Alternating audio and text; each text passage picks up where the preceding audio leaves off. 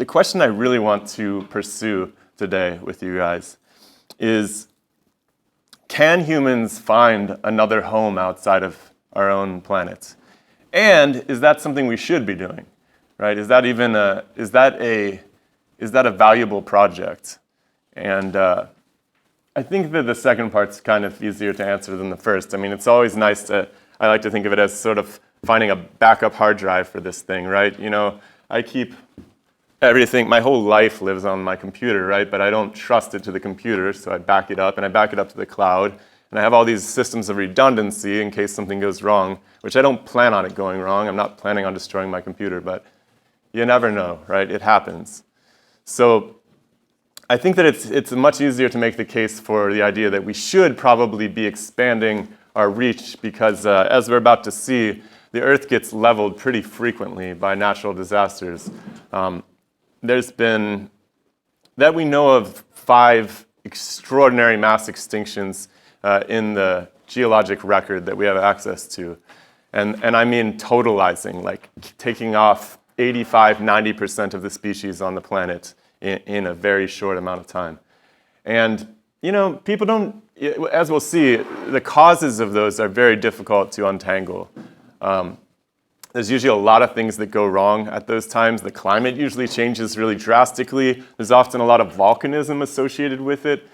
Impacts from meteors have been a rather new idea that people have been willing to entertain. This is actually probably quite shocking to you, but the idea that the dinosaurs are killed by a meteor is a really, really modern idea. So when I was in school, that was not the most popular idea, actually.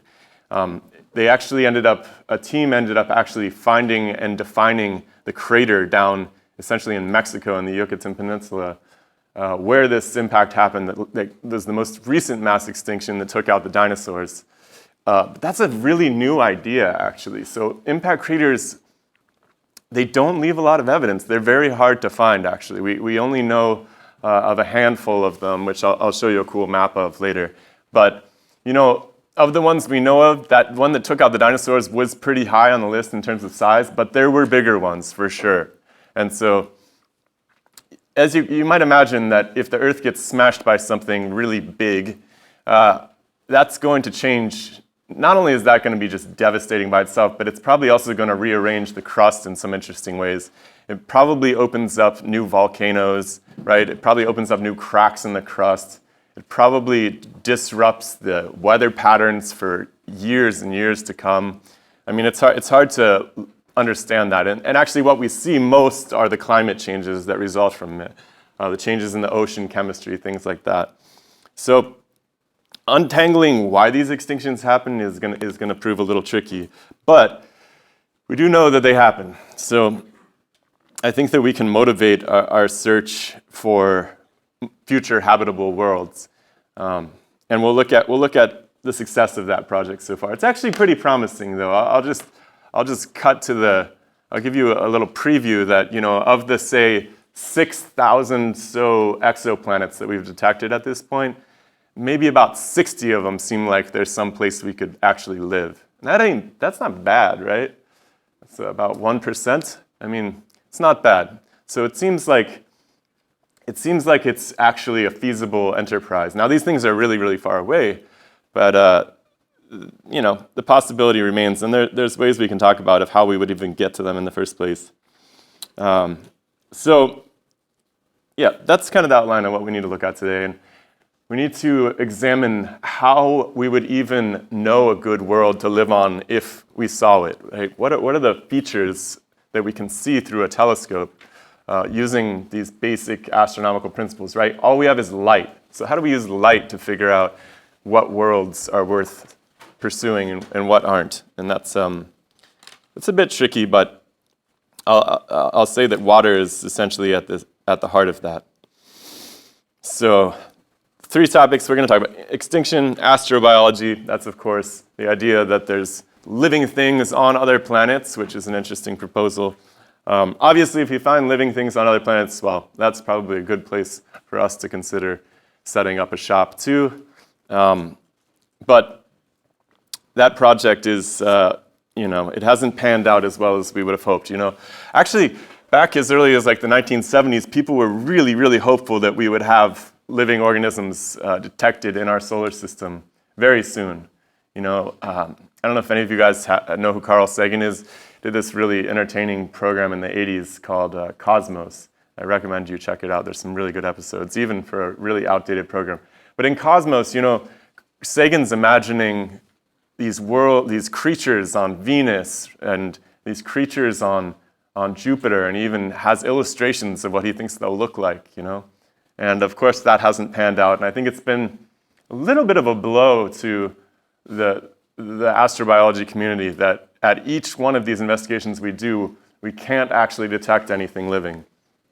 And, I don't think it has to be depressing, because I think that what we'll see when we start thinking about the project of looking for intelligent life is that there's a very small window available, not only like spatially where life can exist, but also just in the terms of the time that it takes. So if you think about our technological civilization, we've been working with radios for maybe a little more than 100 years.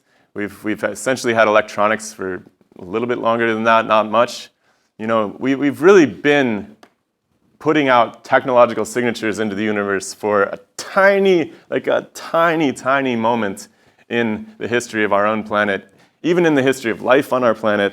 And it's very possible that this is just how it goes. And so the window for detecting something is just extraordinarily small. Things come and go, and we don't get the chance to see them.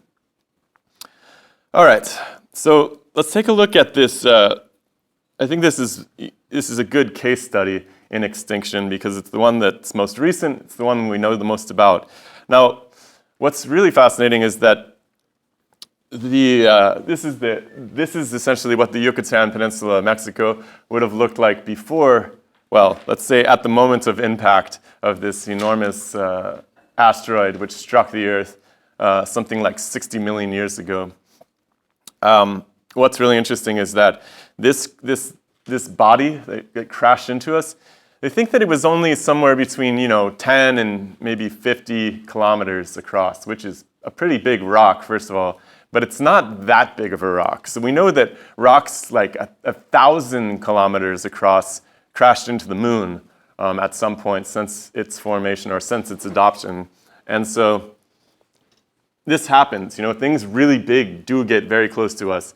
And if something that big, let's say if something 1,000 kilometers across struck the Earth, excuse me, as it has struck the moon, not only would it'd be devastating, but the devastation would be totalizing. It would absolutely cook the oceans. They would boil.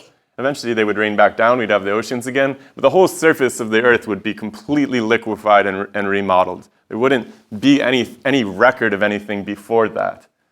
This is something really interesting, again, that plays into this paradigm that I'm going to have to keep coming back to, which is that when we hear these boundary conditions like the Earth was formed 4 billion years ago, well, the Earth was definitely liquefied and molten 4.5 billion years ago, right? Was there a previous incarnation of the Earth before that? Did it just get hit by a 1,000-kilometer meteor or something even larger? Maybe. I mean, it's very difficult to separate those things out. And so all of this to say that these things happen. Bad things do happen. They happen very, very infrequently. They think that these mass extinctions happen on the order of every 60 million years or so, which actually, I hate to break it to you, yeah. That means that we're about due for one of these. And actually, a lot of people, it's a very politically motivating concept to talk about the 6th mass extinction, which is underway right now. And there's some reason to believe that. We've lost a great deal of species diversity in the last 100 years of industrial agriculture, industrial fishing, things like this. It's been quite devastating. And if that is the case, this is on the order of any of these mass extinctions, well, that's a whole new mechanism that we haven't really considered before.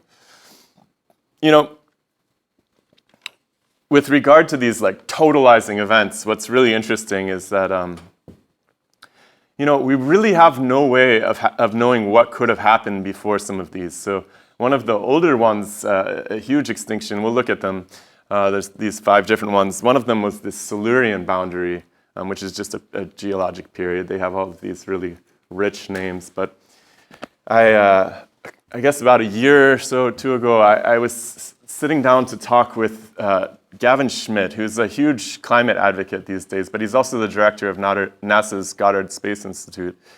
And Gavin, with this other guy that I have also talked to, Adam Frank, they wrote this paper a while back called the Silurian Hypothesis.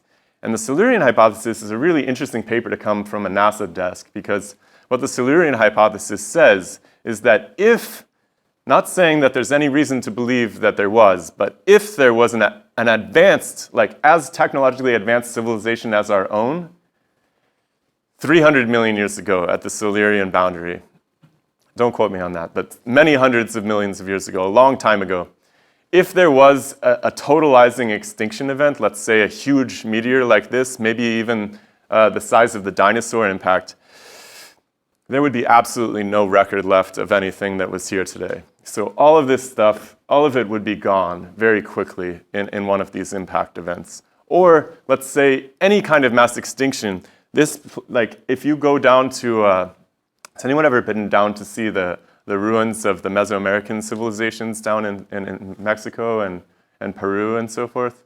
Anybody traveled down there? Yeah, it's pretty amazing how fast the jungle reclaimed those civilizations in a matter of hundreds of years, right? They've done these essentially radar-type experiments where they fly over with planes.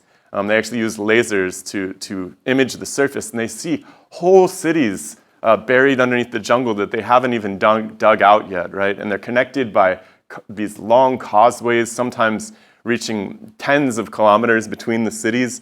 I mean, it was a very well-developed metropolitan region, much like contemporary Europe at the time, right? I mean, the thought is that some of these cities were rivaled the size of Paris in the same time period. Completely gone. I mean, you do not see any trace, right? Nature reclaims these abandoned cities. And these weren't even leveled by a comet by an asteroid or anything devastating, right? They were just abandoned for whatever reason. Probably political instability, climate change, drought, things like this.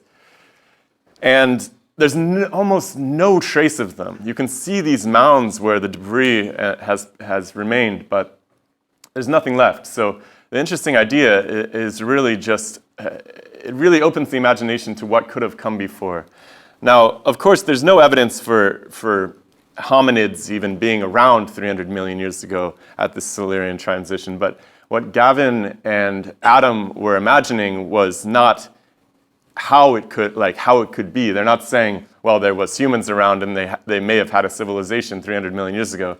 He's saying if there was some other, let's say there was another intelligent animal that we're not even aware of, hypothetically, would we be able to detect it? And that they categorically answer that in the negative. We would have no trace of it.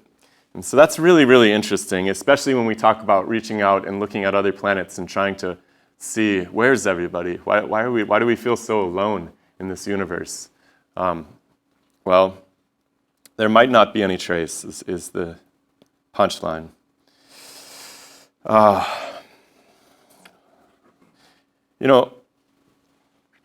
interesting thing about these extinctions, too, is that the impact itself is quite devastating. It casts something like 100 trillion tons of dust into the atmosphere. But the downstream fallout out of that is actually the really, really scary thing. A really serious threat to the world, which has been sort of cast to the sideline in the last, at least during my lifetime, is that of nuclear war, which is something that my parents were very afraid of when they were kids. Growing up, they'd have these drills in school where you'd have to hide under your desk to get ready for the Russian bombers and stuff, which is just really depressing to imagine. I guess kids today are scared of school shooters and they do these drills, but our parents were hiding under their desks from nuclear bombs, which, you can probably imagine hiding under your desk doesn't do much for a nuclear attack. But again, what I'm trying to get at is that it's not the actual bomb explosion itself that is so devastating. It's the downstream effects of that. because we live in this really interconnected world that's hard to see when we shop at the supermarket and so forth. But if the sunlight is affected, right, when you cast all this dust into the air, the plants have a hard time getting their food, which is essentially sunlight. The weather patterns are destroyed. You might have rain for 1,000 years. I mean, it could be a very acidified rain too that's not going to be healthy for anybody. The oceans are going to get completely mucked up. The ecosystems start to collapse. The chains of food collapse, essentially.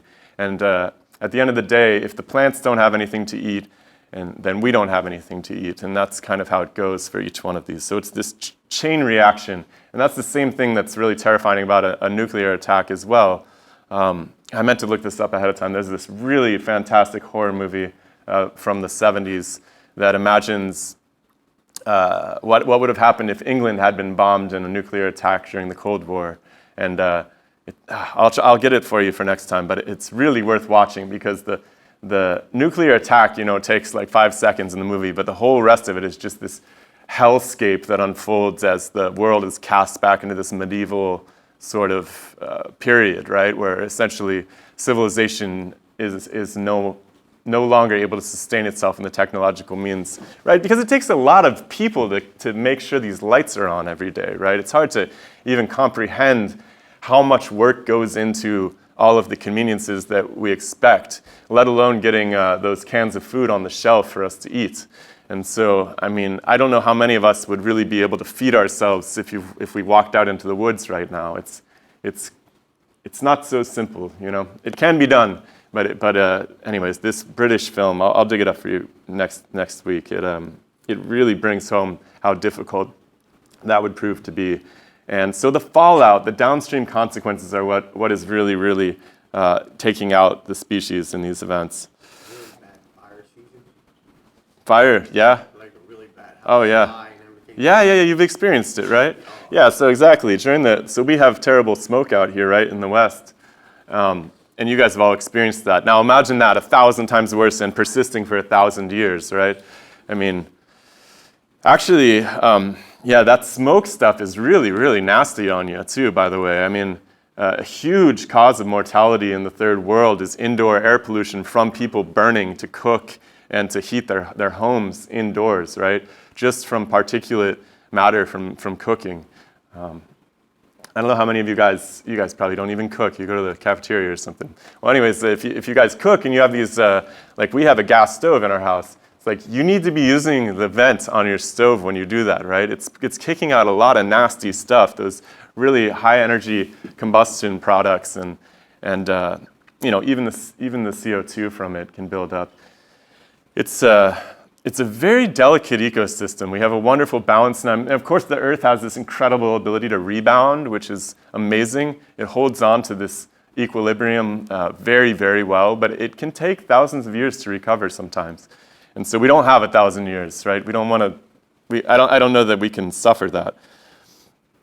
So, these things again. These bad things happen.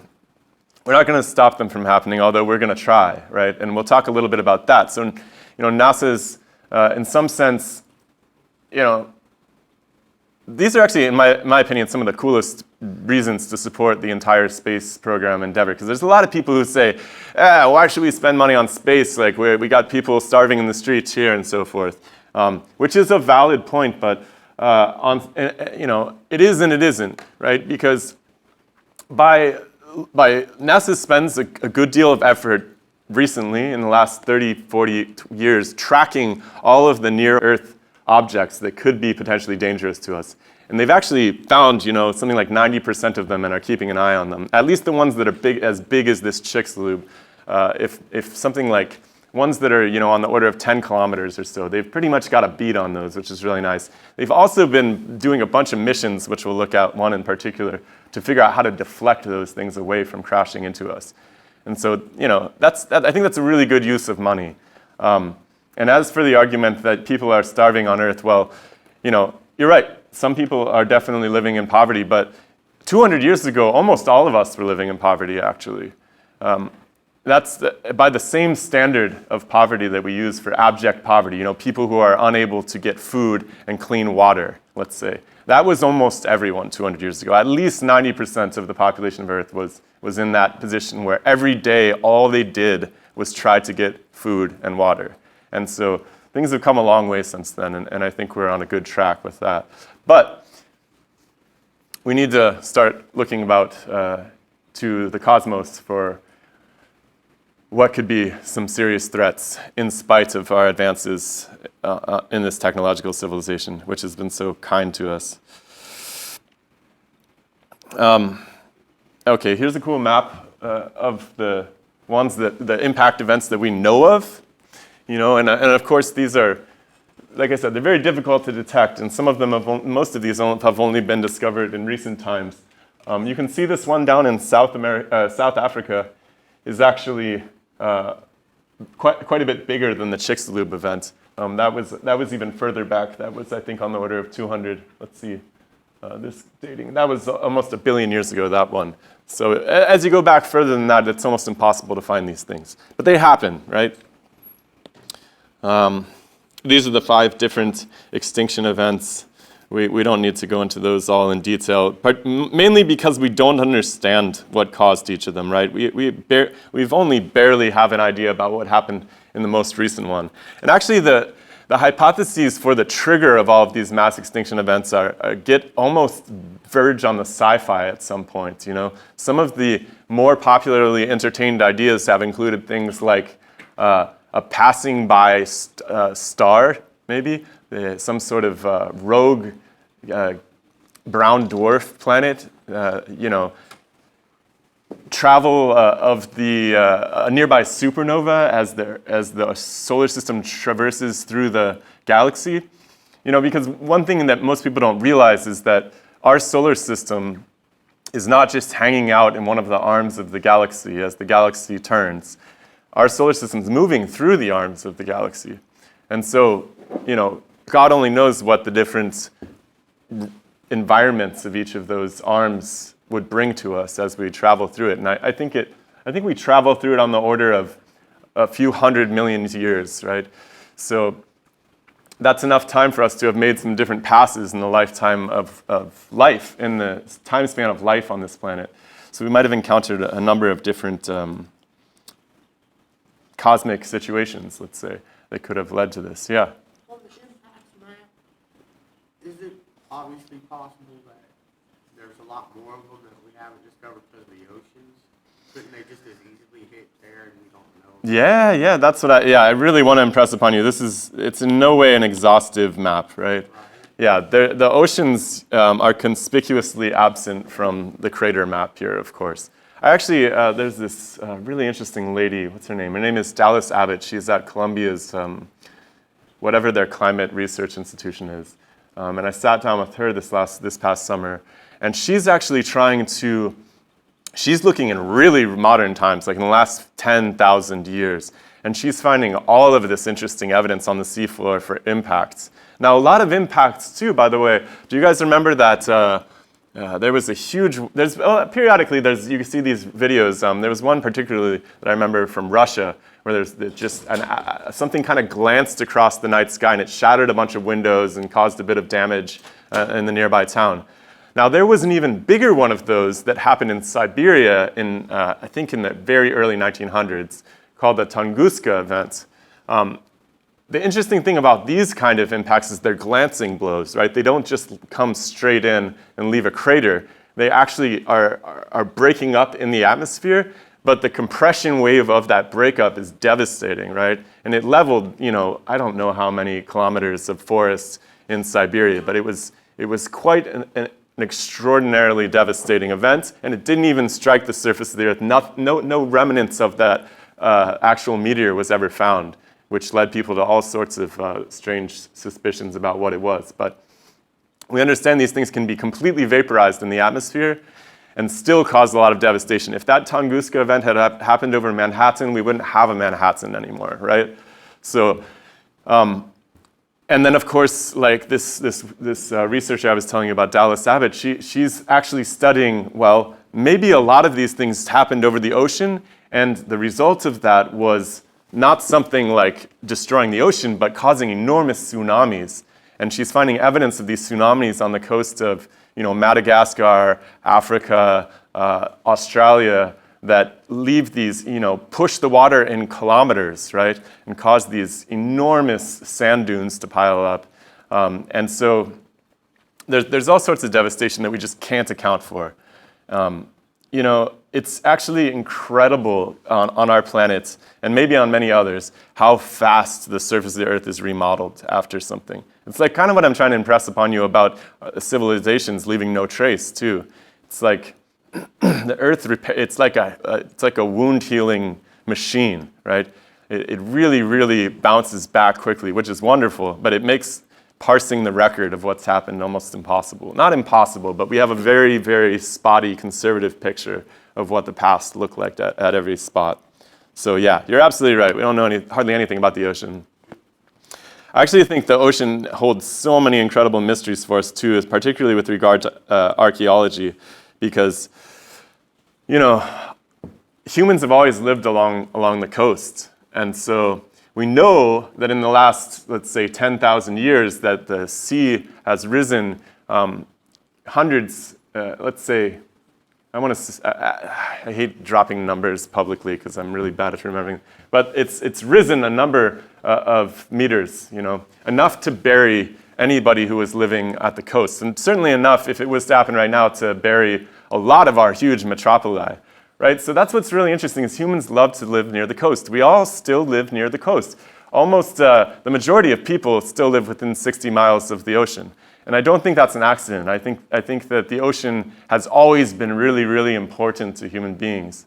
And so, and there's interesting evolutionary reason to believe that. I think it's maybe worth pointing this out. So there's this really, really interesting podcast that y'all should go check out with David Attenborough. It's from maybe the 90s or early 2000s. It's called the aquatic ape hypothesis. And it presents this series of studies that was done by some amateur archaeologists back in the 1960s, and then followed up on in the 80s more intensely.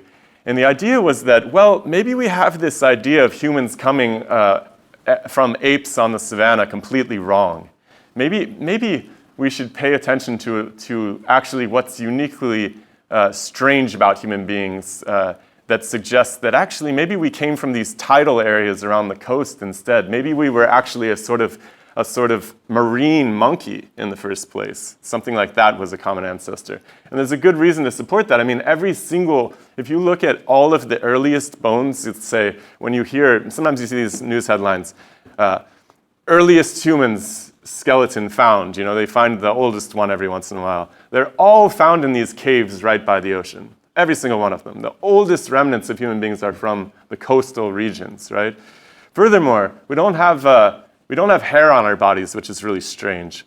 And neither do other mammals that live in the ocean, right? That's really interesting. Also, babies, when they're born, they're actually covered in this sort of waxy substance called vernix, I believe. And this substance is also only found on other aquatic mammals when they're born, which is really interesting, like seals and so forth.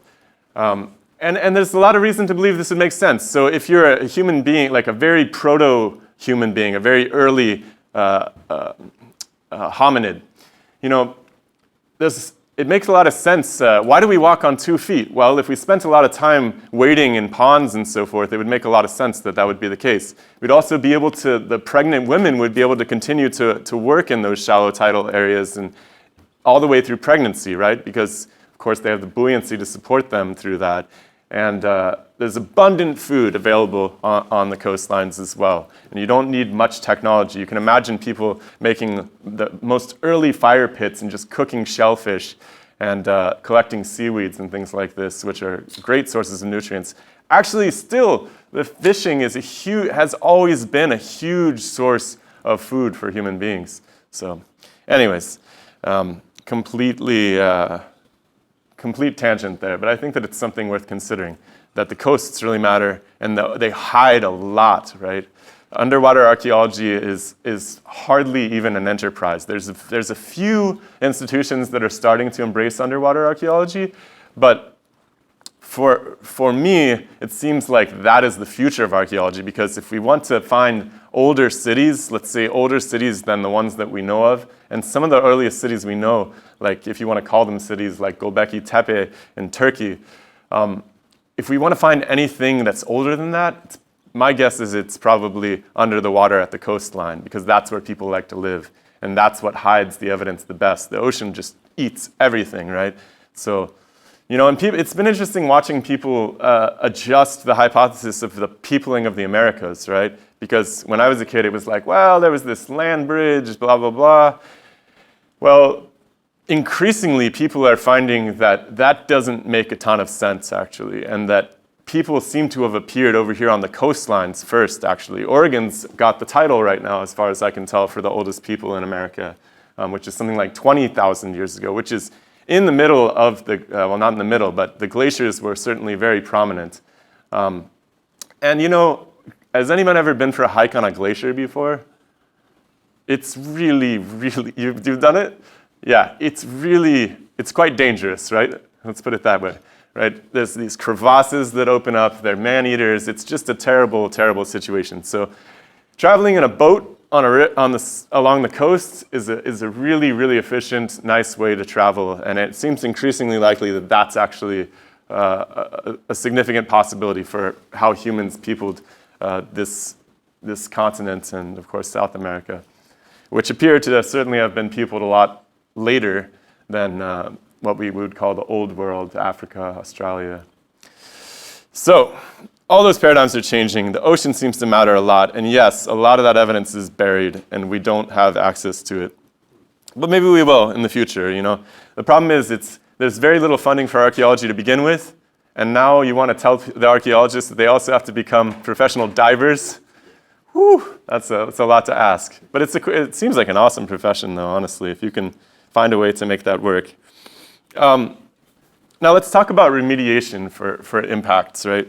So this wasn't really even a thought until the 90s that, hey, maybe we should actually be worried about things crashing into us. And this event that happened over here, I thought I had a GIF of it, but it's just a picture. There was a comet that crashed into Jupiter, and it was an enormous set of impacts. That comet actually broke up and made several different impacts on Jupiter. But, that kilometer was visible, the impact was visible to us here on Earth, and that thing was only 1 or 2 kilometers across, and it was absolutely, the magnitude of that impact was absolutely devastating. If Jupiter, was to have an actual crust like ours, it would have absolutely been catastrophic for us. And so people actually started thinking about it, and there was a congressional hearing that happened, and Congress essentially asked this NASA scientist who they called before them. They said, hey, are we ready? Can we launch a spacecraft if we do see one of these things coming? And the NASA official, well, I'll have his quote here. He says, no, if we had a spacecraft plans on the books already, it would take over a year. And I mean, that's a very typically small mission. It takes 4 years from approval to start to launch. So, they weren't prepared, right? And this comet impact on Jupiter got a lot of press, and it actually started to become something that the public was concerned about. And so NASA started to design a mission for how they would potentially deflect these things. And they did this, actually. They worked on it for many years, so it took almost 20 years for them to actually get this figured out. So thank God nothing happened in the meantime. But this is an illustration of that idea. It was called the DART mission, which is the Double Asteroid Redirection Test. And they actually successfully pulled this off in November of 2021.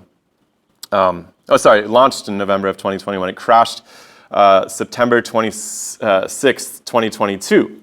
So just last year they pulled this off. And the idea was actually quite interesting. They took a spacecraft that was only maybe half a ton or so, like a pretty little box. And they actually flew the thing more or less headlong into this asteroid. And the goal was not that you would absolutely incinerate the asteroid, because that has its own problems, right? The worst thing you can do is introduce more problems, right, that you have to track down.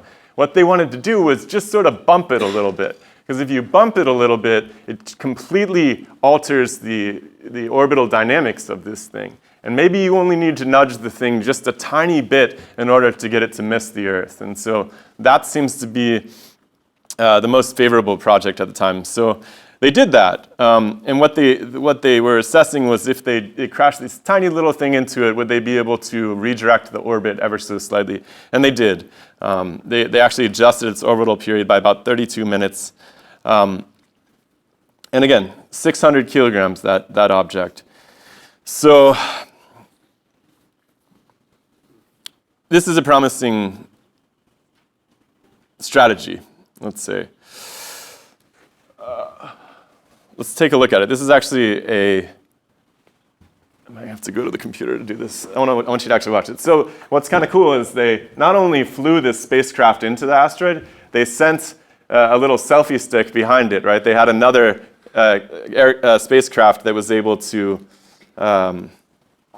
take a picture, take a movie. Oh, here we go. This is it? Yeah, this is the movie. This is actually, this appears to be from the camera from the actual thing crashing into it. And hopefully we get a picture of it from the outside as well. So, maybe not. That was just the impact itself. But you can go and check it out on YouTube if you want. There's a picture of it actually crashing in too. So, this is cool. If you change the velocity of something this size, you would only have to change the velocity by something like 2 centimeters a second, which over time would accumulate and become something significant over the course of several years. So if we could detect something that we thought was going to impact us 10 years later, we'd basically just have to bump it a little bit, and it would be totally out of harm's we would be totally out of harm's way by that point. Very, very small changes can result in huge orbital changes, so that's very promising. All right.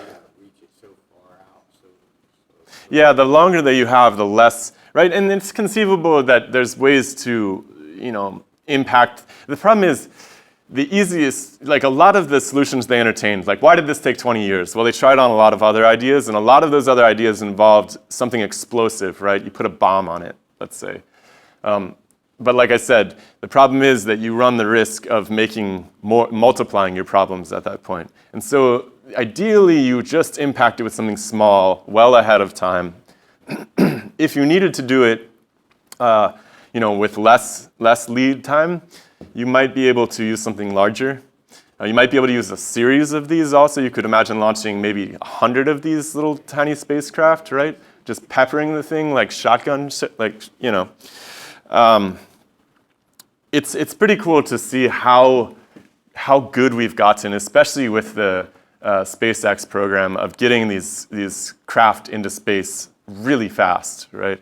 And SpaceX has really pioneered this microcube satellite technology. They can launch, hundreds of spacecraft at once, essentially. So I think that's well within the possibility of what could be done. You think they could weaponize something like that over Yeah, they can weaponize it. People weaponize anything, yeah. It's scary. It is, Like it is. a smaller meteor and not have to take credit for it. Yeah. There's been some interesting talk about that. There's been a lot of bluffs about it too during the Cold War. It seemed like the U.S. essentially had this program that they leaked to the Soviets. Star Wars, yeah. They had this idea. They made the Soviets think that we had the ability to essentially attack them from space, which we didn't. But it was, I guess, in some ways successful in terms of ending the Cold War. I don't know. I haven't studied the Cold War yet. It's still ahead of me. But in parallel to these, let's say, mitigation strategies that would essentially ameliorate our risk to being devastated by an asteroid that we did impact, we have to actually track these things as well. And so around the same time, in 1992, Congress commissioned a huge study of tracking these bodies that are in orbit near us. So this is a sort of map of the ones that we're aware of, ones that are big enough to really hurt us in a bad way, on the order of that Chicxulub event, let's say down to, I guess they're tracking everything larger than 1 kilometer. And so they've actually, Congress said we need to have a bead on 90% of these in the next 10 years, and NASA pulled it off. So they have cut that down, and as a result, it seems like it's essentially cut our odds of dying from an impact in the immediate proximity to now by something like a factor of 10, which is really promising. But there's still a long ways to go, and we're still sometimes met with surprises. One of the surprises that's really interesting to me, and I may have mentioned it before already, is this Oumuamua, which is a strange asteroid, because prior to this asteroid coming and making this interesting pass by the sun, it was essentially assumed that all asteroids were left over. Essentially, everything that crashed into Earth was left over from the formation of our solar system. Everything that was here has always been here. And this is kind of a common theme that we see. It's part of this conservative interpretation from the empirical mindset. But this thing didn't come from here, right? It's very strange, too. If you look at the trajectory of this, it almost makes a right angle at the sun. And this really freaked people out when it happened. And there's been all sorts of attempts at explaining how this could happen. And none of them have really panned out. But what's important here is that we do sometimes get visited by objects from outside of our solar system. And since the Oumuamua event was recorded, there's been a couple others that were found on these defense surveys of the skies. Some other impacts have actually happened, which is quite interesting.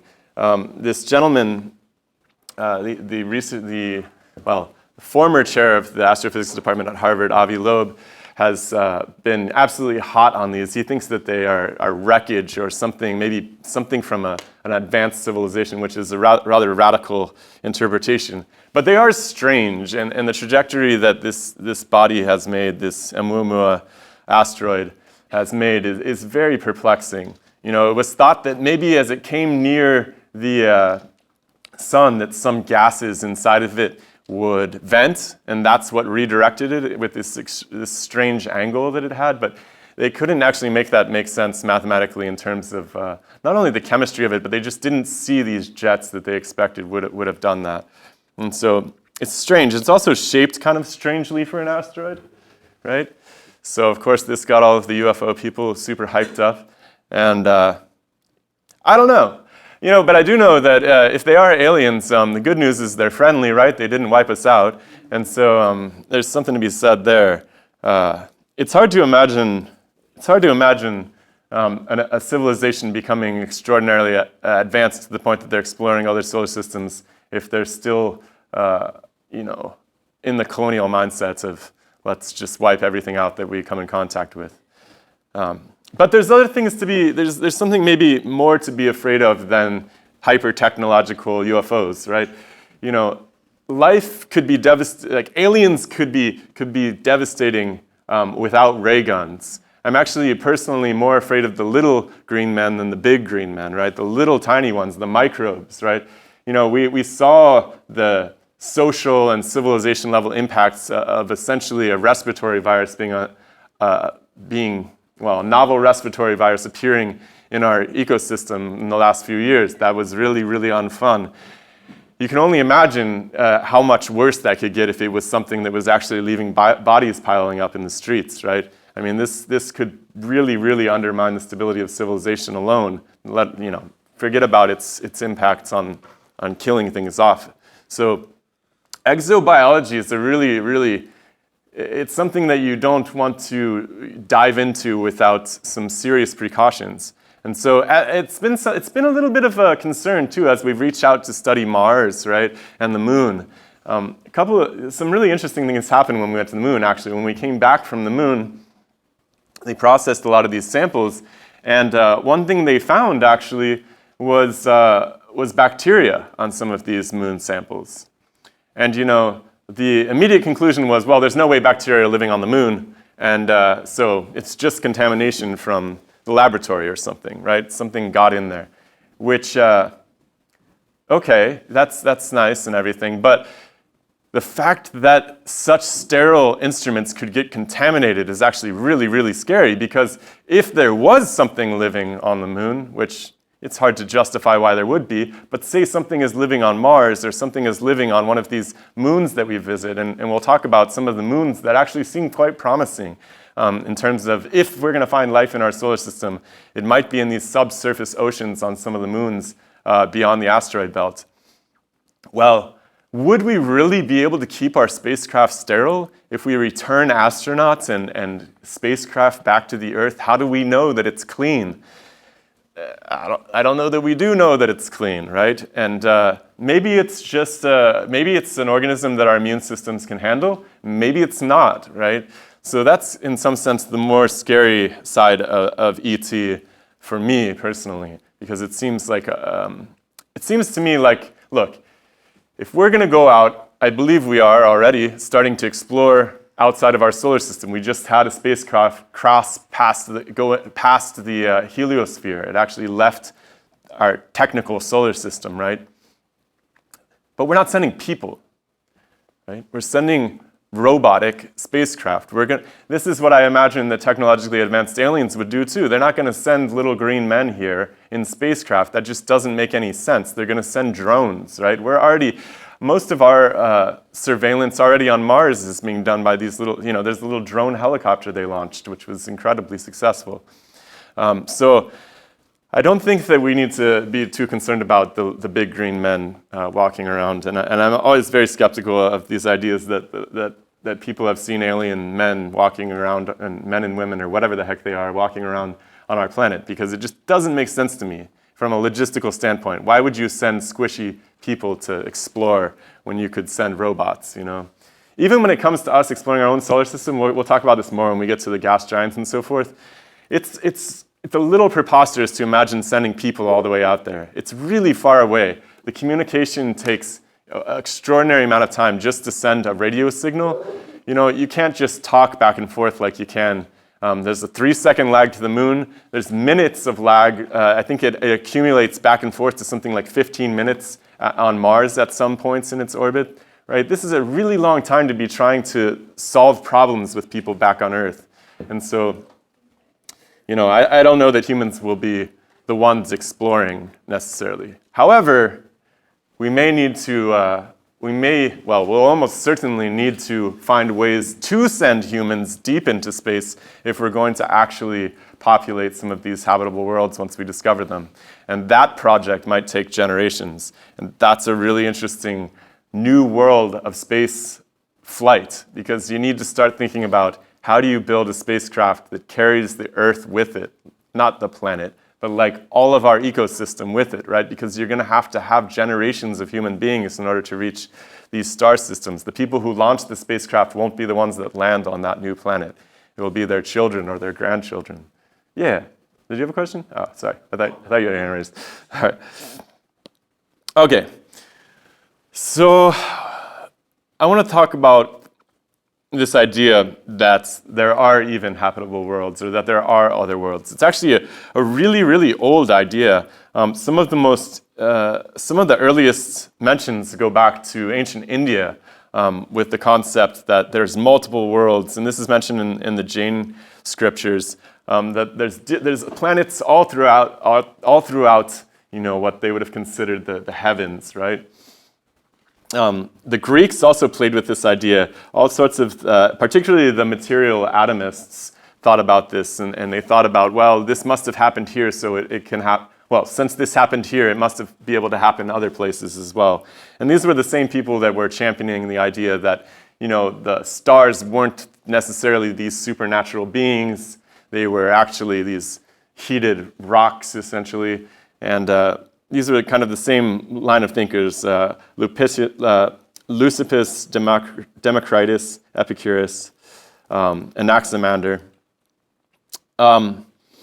It's really funny. One of the early, we talked about some of these people, and I'm going to mess up this name, Anaxarchus, another Greek philosopher in classic Greece, was actually the tutor of Alexander the Great. And when he was teaching, he had a conversation with Alexander the Great, who was conquered essentially the entire known world in the Mediterranean and all the way out to India in his day.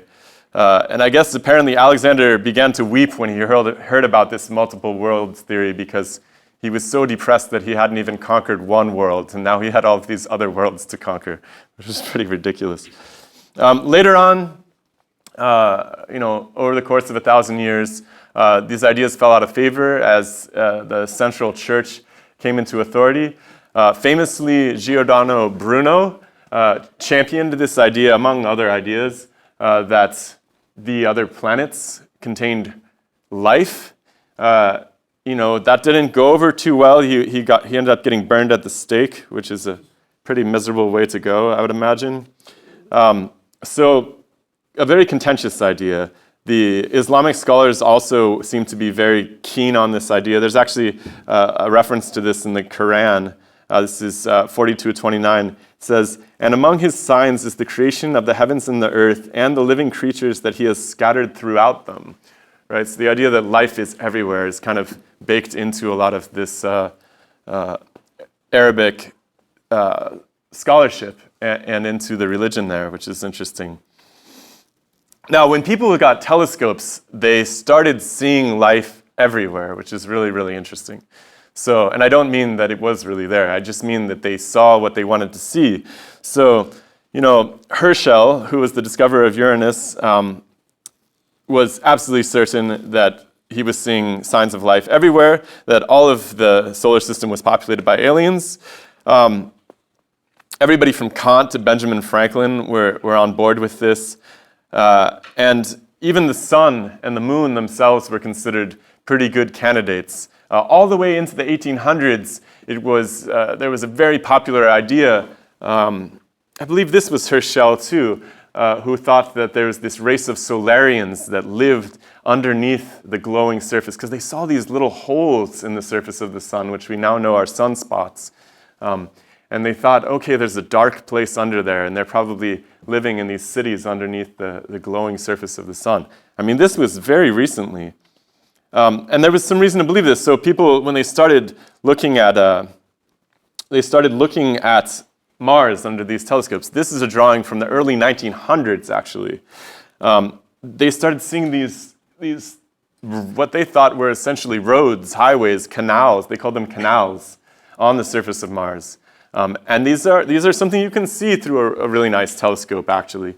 Now, Mars also does this strange thing where it has this appearance of these dark spots as it goes through its own seasons, right? So people were sure that it was essentially growing green plants on the surface and so forth, right? Remember, a lot of those early telescopes were the refracting types. There was a lot of color distortion as well, and so these dark spots appeared kind of green to them, and they were convinced. This is why it was no joke when there was panic about Martians coming and so forth all the way into the early 1900s, because people really thought they had scientific evidence for the fact that this was definitely happening.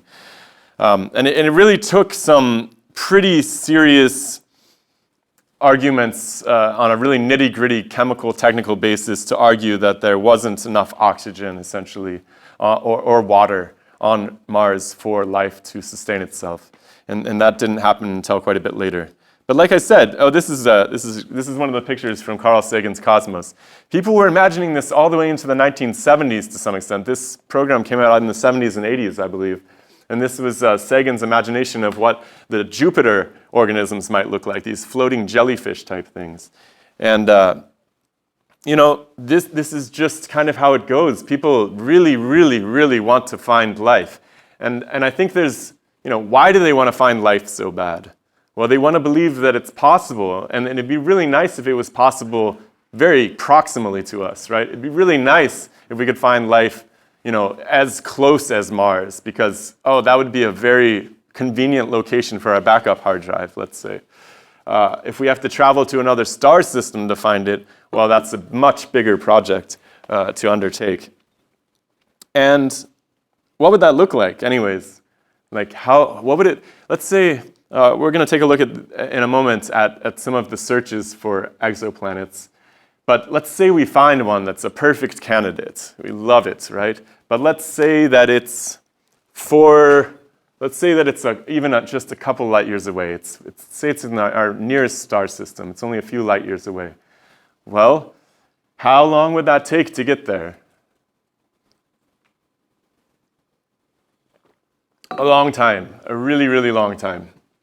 Let's say multiple generations it would take of people going at the really, really fast, the fastest speeds we can imagine going at. So there's a number of ideas of how that would look like. This is a pretty cool concept that's, in some sense has been played out in science fiction, but it's also, a lot of scientists and thinkers have actually entertained this idea. It's called an O'Neill cylinder. And the idea is that you could essentially create some sort of a biosphere, and you could rotate the thing so that you actually mimic the effects of gravity on the outside by sort of spinning this tube, right? Because remember, the figure skater. You'll always remember the figure skater after this course, right? That inertial property of the conservation of momentum is going to result in this appearance of this appearance, a feeling of gravity. It's a pseudo-force, this centrifugal force, right? If you spin something, you create that pressure on the outside wall. And the idea is that we could make some sort of a habitat for ourselves. Now, it's really interesting because there's been one really big and interesting experiment of this sort. Like, what happens if you try to lock people inside of a box for many years and you give them all of these things, right? You create a nice habitat for them with all of the different ecosystem resources that they might expect on Earth. And they did this experiment. It was called Biosphere 2, which is strange. I don't think there was ever a Biosphere 1, but they built this enormous compound in the desert in Arizona. And these scientists locked themselves inside. And their plan was to stay in there, I think originally they were planning on staying in there for something like 5 years. It didn't work out, though. And there's a number of reasons it didn't work out. A couple of things went wrong technically, but those weren't the main problems, right? They solved the technical problems. I think at some point they had these oxygen scrubbers that were essentially recycling CO2, very similar to what divers will use to rebreathe the air and try to get the most efficiency out of the oxygen that they're carrying. The CO2 scrubbers or the oxygen scrubbers, they weren't as efficient as they had been designed to be, and they didn't realize this was the problem for a while. And it's quite interesting, when human beings start to be deprived of oxygen, the effects are really subtle, and they're devastating in a really subtle way. People start to get really cranky. They start to become really lethargic, unmotivated, right? And so the scientists essentially, on a social level, began falling apart, right? They started stealing food from one another. They started developing huge rifts amongst them, right? Big social problems, blaming each other for everything. They started losing weight. They started basically becoming lazy and unable to do the work that they needed to sustain, because these guys were having to grow their own food, right? They were trying to keep this ecosystem going. And so one of the trickiest parts, I think, of pulling off something like that is going to be figuring out a way to get along with each other in order to overcome these technical barriers. Yeah? The idea of Biosphere 2 was that Earth was Biosphere 1, and they were like self-contained new one. Good call. That's absolutely right. I remember that now. Yeah, so what was your name? Dylan. That's right, Dylan. So Dylan says that Biosphere 1 was the Earth itself, and that's right. They're a really interesting crew of people, and there's a documentary, maybe it's on Netflix, I don't know. There's a documentary out there about Biosphere 2. My mom uses it in her middle school science class. Cool. Yeah. I had the chance to hang out with one of the scientists that was involved in that. Really, really interesting story. I mean, they started off actually as a theater troupe, believe it or not. They were artists, and I think some remnants of this is still going. The first project that they did was they essentially refurbished an ocean-going sailboat and traveled around the world in it. And that's where they ended up dreaming of this idea of doing the biosphere experiment. They got a bunch of money for it. It's a really interesting project, and how it ended up getting defunded. I think Steve Bannon bought it at some point, and then it went into the hands of Columbia University. It's still sitting out there in the desert in Arizona, from what I understand, although it's not functional and no one's using it. But needless to say, another experiment like many experiments like that will have to be undertaken before anything approximating a spacefaring vessel of the sort can be undertaken. And you know, outer space is rough. It's really rough for humans. You're not going to have the normal light cycling. People just don't fare well. There's a tremendous amount of radiation in space that's really bad for your DNA. Just the idea of being alone and cut off from everything that we're used to, our families and everything we've known, it seems extraordinarily psychologically taxing. It's just not an easy project. But in the long run, something like that is definitely going to have to happen because, like I said, bad stuff happens on Earth sometimes. There's no way around that. We can fight it all we want, but in some sense, we can only keep it at bay for so long, right? It's just like in the human lifetime, you can keep yourself healthy for a very long time by doing all the right things, but by the time you're 90, 100 years old, time's up eventually. All right. So last few minutes here, I want to talk to you about astrobiology a little bit, which is a pretty cool discipline that's opening up. There's actually some universities that have whole astrobiology departments now. My little cousin just actually helped set up a program over at Duke where they're doing some basic courses in astrobiology and in space medicine and things like this that are related.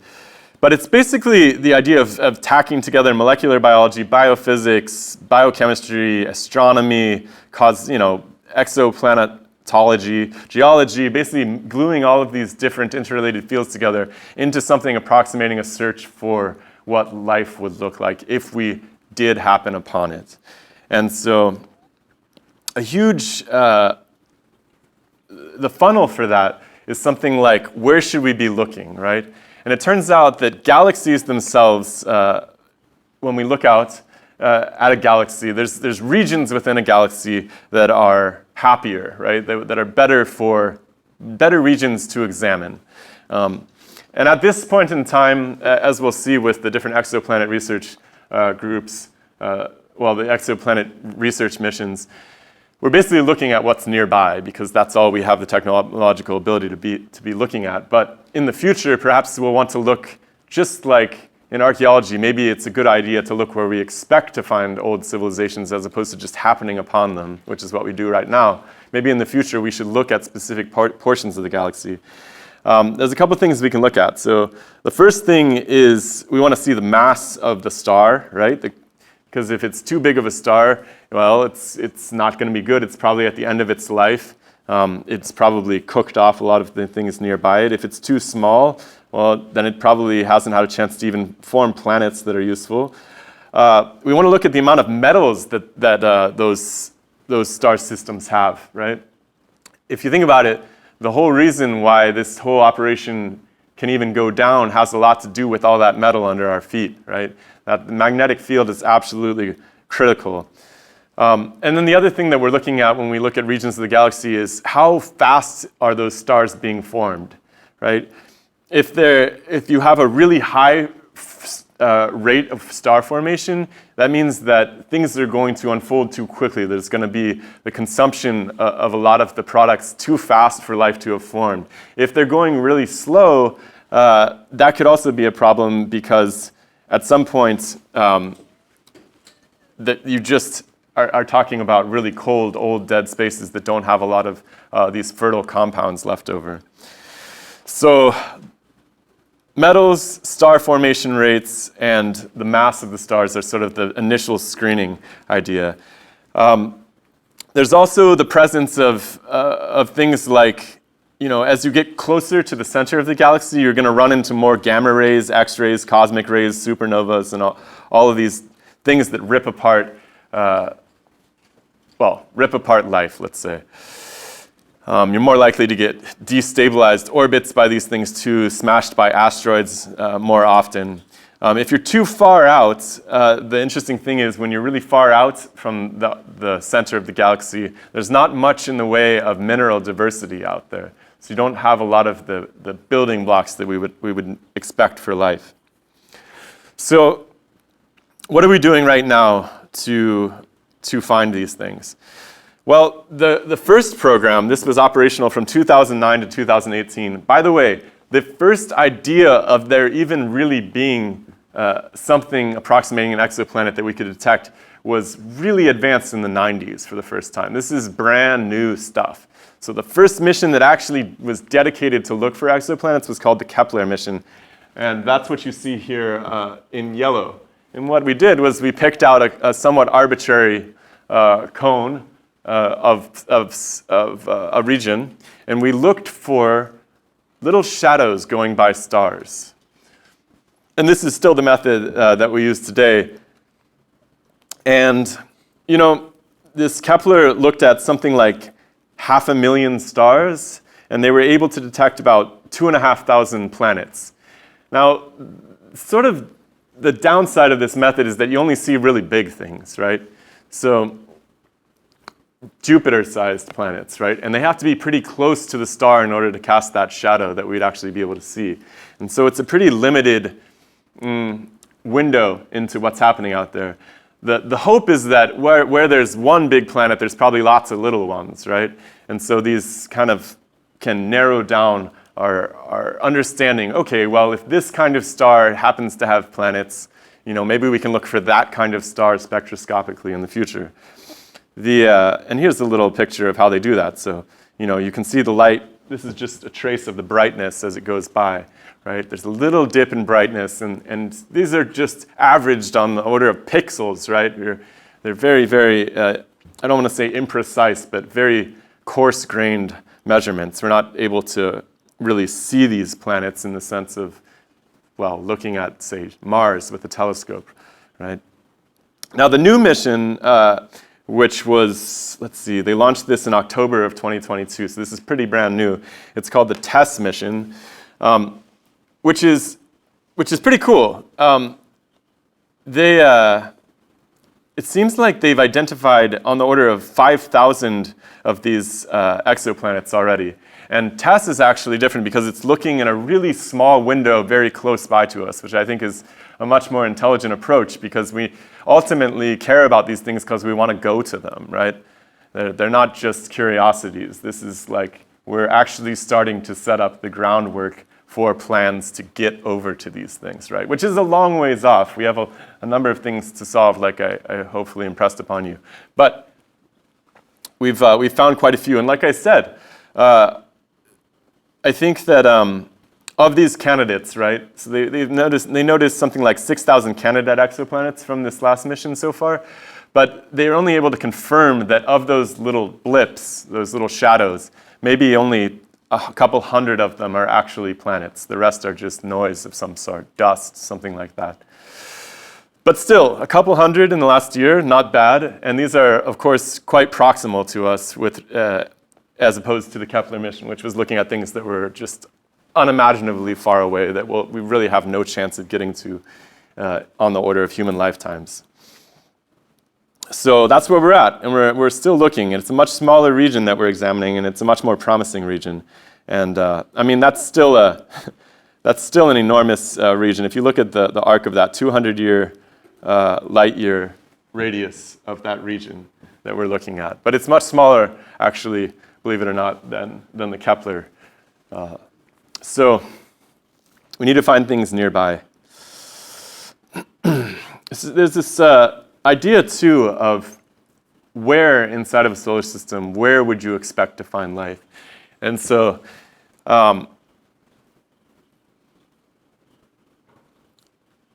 this really starts to come down to where is it that you can expect to find water?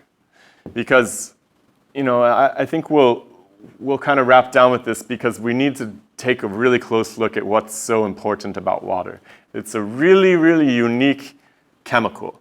It's actually probably the coolest chemical of all. And I want to spend some time, and I don't want to rush that, because we need to see what water does that nobody else can do. And so essentially when we're looking out there and we're looking at these exoplanet systems that we have been able to confirm, what we're looking at is we're trying to figure out the region, this Goldilocks zone, where the planetary surface can actually support liquid water. Because there's a very thin band in radius away from a star where A, the water is not getting cooked off like it would on something like Venus, and B, it's not getting frozen out like it would, say, on Mars, right? So we're in this, the Earth happens to be in this wonderful, perfect little thin ring that is capable of sustaining liquid water on the surface, and liquid water seems to be essential for life. There is some hope that that there could be oceans below a crust of ice on something far away, like on the moons of Jupiter or Saturn. There's some evidence for that. And so it might extend the habitable zone a little bit. But before we get into that, and we're going to talk about Enceladus and some of the more promising solar system regions in our own solar system, but let's start next time with an examination of what makes water so magical in this search. All right, guys, see you Thursday.